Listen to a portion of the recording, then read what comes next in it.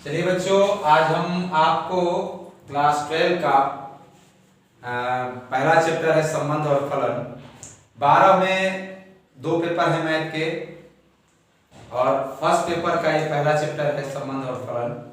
आपको स्टार्ट करेंगे। संबंध और फलन के बारे में कुछ 11 में भी आप लोग को बताया गया होगा, उसी को लेकर के उसके आगे का हम लोग 12 में पढ़ेंगे।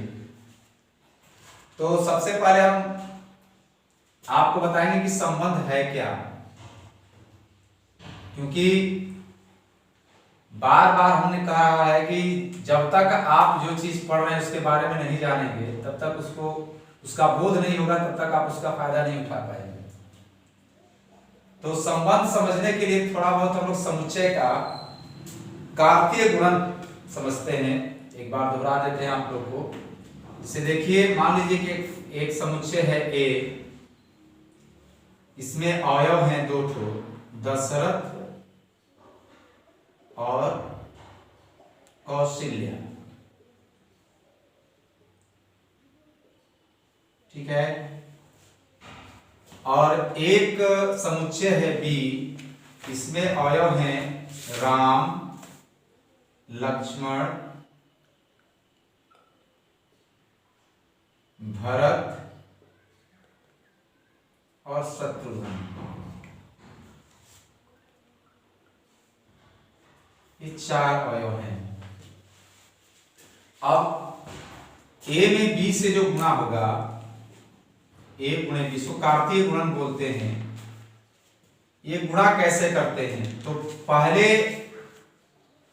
समुच्चय का एक अवयव लेकर के बारी बारी से इनके साथ हम वो करेंगे, बारी बारी से इसके साथ संबंध बनाएंगे हम लोग। जैसे ये हो गया तुम्हारा दशरथ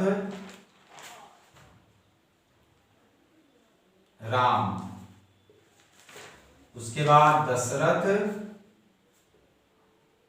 लक्ष्मण, उसके बाद दशरथ भरत और उसके बाद दशरथ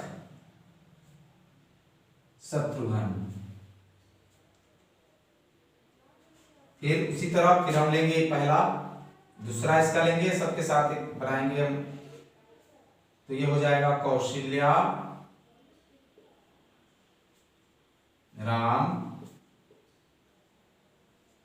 कौशल्या लक्ष्मण और कौशल्या भरत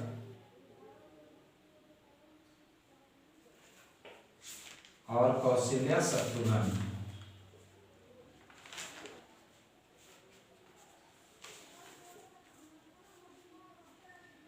ये इसका कार्तीय गुणन है। समुच्चय ए का बी में गुणा है, और बी में अगर ए से गुणा करना है तो पहला अवयव लेकर के इनके साथ बारी बारी से हम लोग इसी तरह से हम कार्तीय गुणन करेंगे। तो ये ए गुणे बी है। ठीक है, आपने 11 में पढ़ा होगा, ये ए गुणे बी है। संबंध की परिभाषा होती है कि संबंध आर जो होता है उप समुच्चय होता है ए गुणे बी का।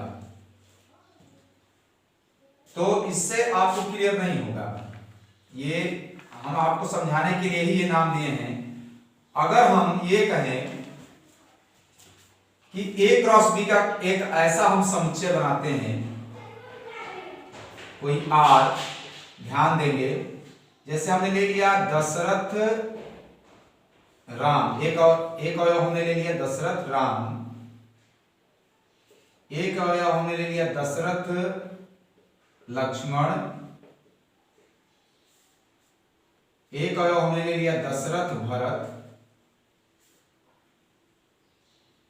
और एक अवयव हमने ले लिया दशरथ शत्रुघ्न।